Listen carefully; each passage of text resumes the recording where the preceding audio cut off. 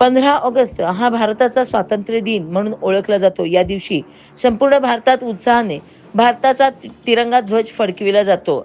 या निमित्ताने सांगली येथे प्रशासकीय कार्यालये तसेच महानगरपालिका व SP ऑफिस या ठिकाणी देखील ध्वजारोहण उत्साहात पार पडले.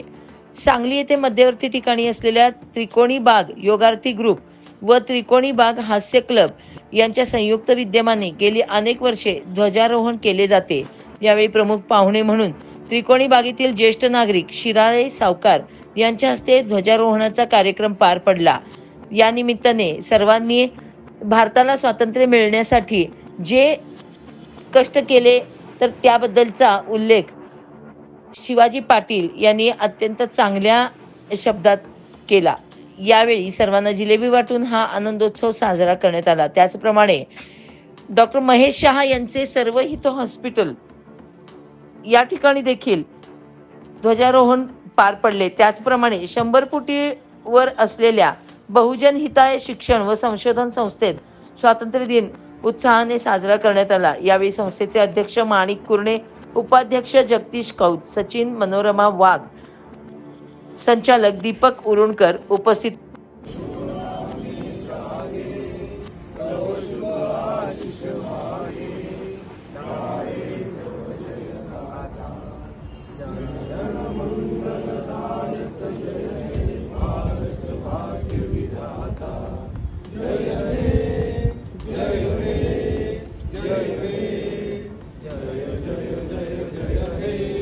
भारत माता की जय, भारत माता की जय, भारत माता की जय, वंदे मातरम, वंदे मातरम.